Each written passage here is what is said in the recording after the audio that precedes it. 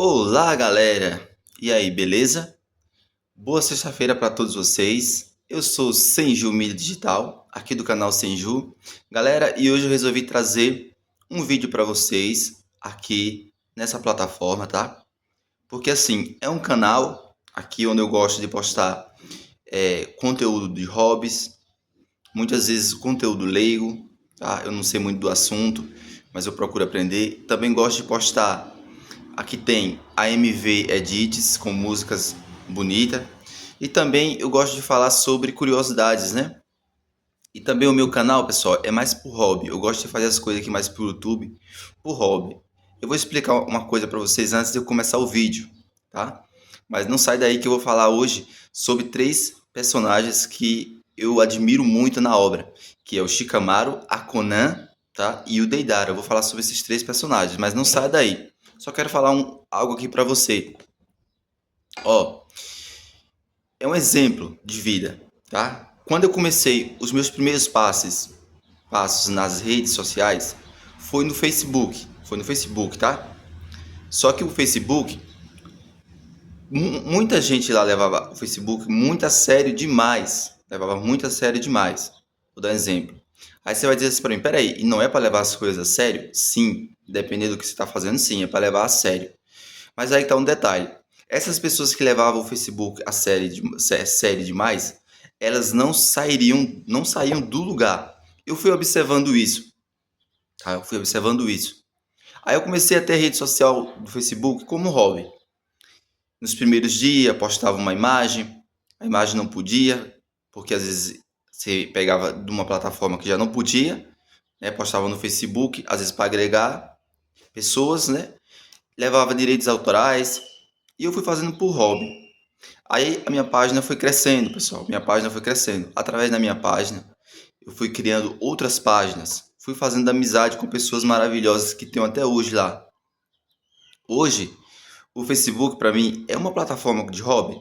É, mas é mais uma plataforma de negócio. Lá a gente tem centenas de milhares de páginas e grupos. Eu, junto com uma equipe que é muito responsável, são pessoas queridas. Então, eu fui vendo que, tipo assim, quando você faz as coisas por hobby, não é que você vai fazer de qualquer jeito também. Ah, é o hobby aqui, eu vou postar isso e acabou. Não, não é isso. Parece que a sua ansiedade, né, ela diminui. Hoje a gente vive num período de muita ansiedade, tá? Para querer as coisas para hoje. Às vezes tem coisas que é pro ano que vem, a gente já tá pensando. Isso se chama ansiedade, tá? E o YouTube eu encaro da mesma forma, tá? Eu faço as coisas por hobby aqui porque eu gosto de trazer conteúdo da obra aqui, dos personagens que tá aqui atrás, Naruto, tá bom? Então é isso. Vamos encarar na vida as coisas mais como hobby, que você vai ver que vai dar mais certo, tá bom? Porque muitas vezes a gente se desgasta mentalmente e através do que você desgasta mentalmente, o físico também se desgasta, tá bom? E hoje eu posso dizer que eu sou uma pessoa estruturada no Facebook, porque eu tenho pessoas lá, tem um público que eu tenho que dar uma demanda.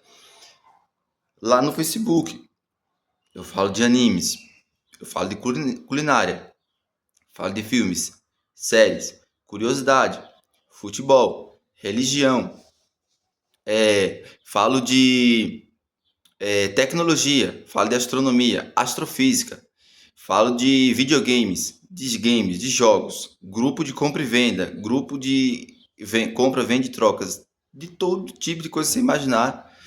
Eu trabalho com isso lá no Facebook. Eu administro essas páginas com minha equipe. Tem uma equipe lá ótima. Então é isso, tá? Tudo na nossa vida, vamos começar com hobby, que você vai ver que depois as coisas vão se encaixando, tá bom? Então bora lá, sem mais delongas. Eu vou começar falando primeiro do Shikamaru Nara, que para mim ele é um personagem, né, inteligentíssimo. Tá? O cara é inteligentíssimo aí, tem um QI muito grande. Vou falar um pouco sobre ele primeiro. Vou falar sobre os três personagens: Shikamaru, Conan e Deidara, tá? Então vamos lá. Bom, para me falar do Shikamaru, galera, a gente sabe que o Shikamaru ele contribuiu muito para descobrir o segredo do Pain, não é? Aqueles números que o Jiraiya, antes de morrer, escreveu nas costas de Fukasaku. Então, Vou falar um pouco do Shikamaru, tá? O Shikamaru, ele tem como principais técnicas o jutsu de possessão das sombras, jutsu de costura das sombras, estratégia e intelecto excepcionais, com grande diferença. Bom, Shikamaru Nara, pessoal, ele não possui poder destrutivo como alguns colegas, mas sua inteligência brilhante e técnicas de clã o tornam um dos ninjas mais eficazes em situações reais, né? Às vezes nem tudo é força. Se às vezes vai usar a inteligência, usando a inteligência você vai usar a força, né? Ele consegue paralisar o inimigo conectando sua sombra à do alvo. E ao longo dos anos, aprimorou esse jutsu para manipular múltiplos oponentes ou até perfurá-los com lanças sombrias.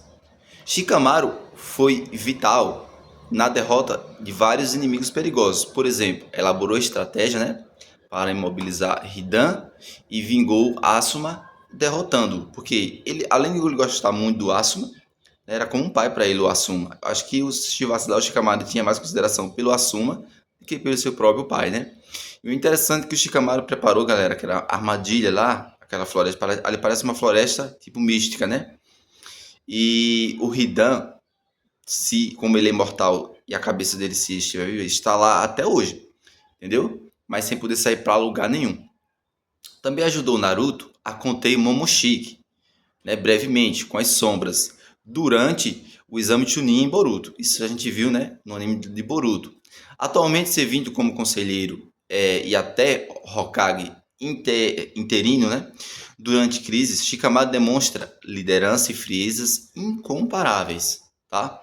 Embora não seja fisicamente o mais forte, seu cérebro e técnicas de suporte permitiram a ele enfrentar adversários mais poderosos e vencer através do planejamento. Ele literalmente derrotou Temari no exame Chunin, mesmo desistindo depois, e contornou o poder de oponente da Katsuki com armadilhas astutas, né? Ou seja, em resumo, Shikamaru permanece relevante e ainda forte, porque na sua capacidade de virar o jogo com uma ideia genial, é a sua arma mais afiada. Ele se encaixa não só por força bruta, mas pelo perigo que representa a qualquer inimigo despreparado. Porque ele tem táticas, né, galera, de inteligência. Por exemplo, quem assistiu aquela parte lá do onde eles vão pegar o sangue do Kakuzu, que assistiu ali aquela parte, né? Que eles vão pegar o sangue do Kakuzu. Então, aqui dali é uma inteligência muito grande, com certeza, porque também tem o Kakashi, que tá aqui.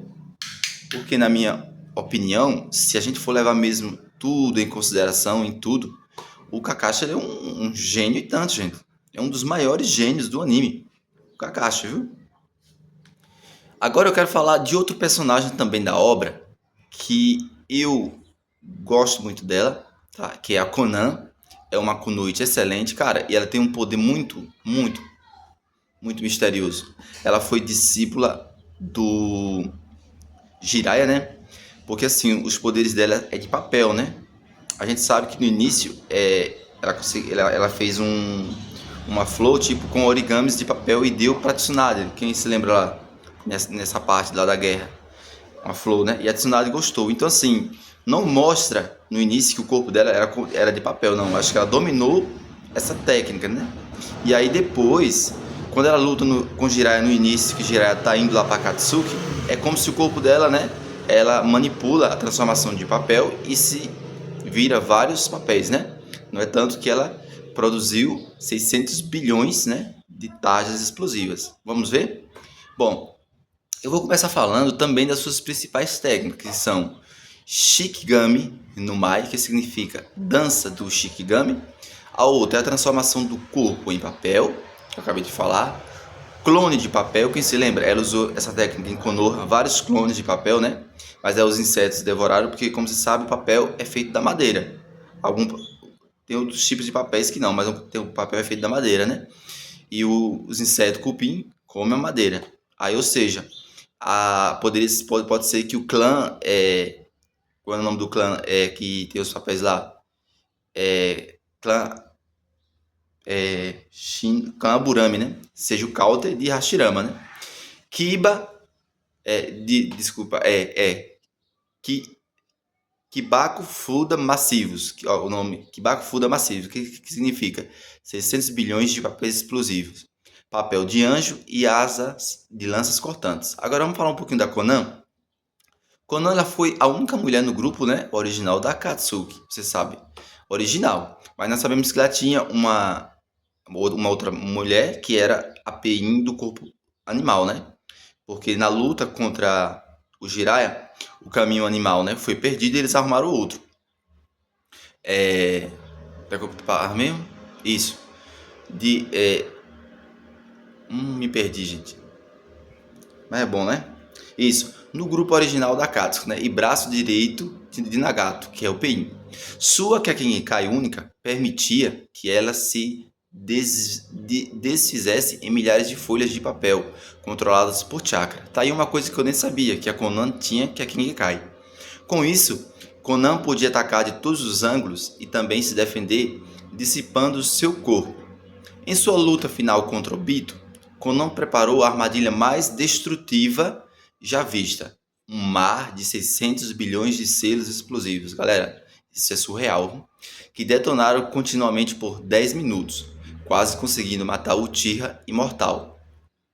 Essa demonstração de poder e planejamento elevou Conan ao patamar dos personagens mais fortes, né, de Naruto em termos de capacidade destrutiva bruta.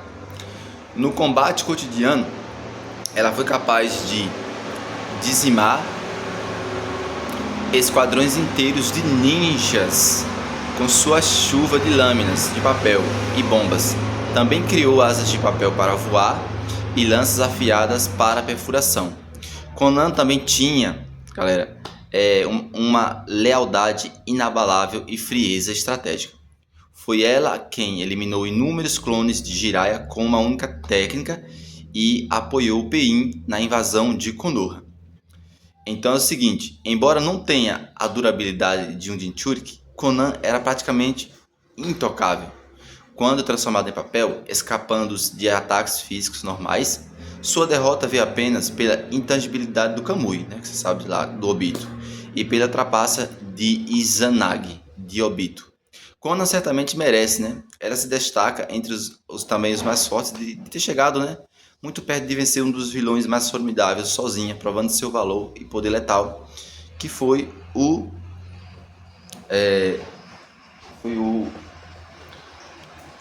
Obito, né? Apagou aqui, deixa eu ligar. Isso, foi o Obito. Porque assim, se você levar em consideração, se o Obito não tivesse, se o Obito não tivesse aquele poder no olho dele, tá? E ele não tivesse um pouquinho assim das células do Hashirama, teria sido fatal, tá? Deixando claro. Ah, ele tá falando isso porque ele não gosta dos Uchiha. Não, não tem nada a ver. Se o Uchiha é poderoso, eu falo que é. E como ele é poderoso, Obito. Foi esse mesmo Kamui que salvou ele, essa técnica do Kamui que salvou ele, né? Do olho dele tudo. Que foi que lá na frente salvou o Sasuke. Tirou o Sasuke da dimensão da Kaguya, né? Agora nós vamos falar de um carinha também que é muito poderoso, né? Que ele sozinho derrotou um Jinchuriki, né? Que foi o Gaara. Vamos falar do Deidara, da Vila Oculta da Pedra. Agora eu vou falar primeiro do Deidara sobre um pouco de seus membros e seus ataques eu vou deixar por último, tá bom? Vamos lá, vem comigo. Deidara, ele é um ex-membro da Akatsuki. Era um artista explosivo, cuja afinidade era a aberração de explosão, né? Por isso que ele sempre estava dizendo, a arte é uma explosão. Ele utilizava a argila especial amassada com as bocas nas palmas das suas mãos, né? Para criar esculturas explosivas de variados tamanhos e efeitos. Deidara podia voar em seu pássaro de argila, que é o C2, e bombardear inimigos de cima, tá? Com explosões devastadoras em área. Derrotou o Gaara, né, como eu falei para vocês. Isso, vamos lá. Derrotou o Gaara, né? Ou seja, um Jinchuriki, que é o Kazekage, usando táticas ardilosas e sua poderosa bomba C3. Apenas recusando aos dois braços, tá? Apenas renunciando aos dois braços, ele ainda assim concretizou a vitória sobre Gaara. Deidara também possuía o terrível C4 Karura, ou seja, uma bomba que libera enxame de microexplosivos, né? Se eu não me engano, não sei se essa técnica que é invisível para ver. Sasuke conseguiu ver porque ele tinha o Sharingan, né? Microscópicos que, quando inalados pelo adversário, detonam por dentro a nível celular. Essa técnica quase matou Sasuke, então é essa mesmo, que escapou por pouco via técnica de substituição. Por fim, Deidara carregava consigo a arma final, que é o CO, sacrificando a própria vida para virar uma bomba humana de alcance massivo, usada também contra Sasuke.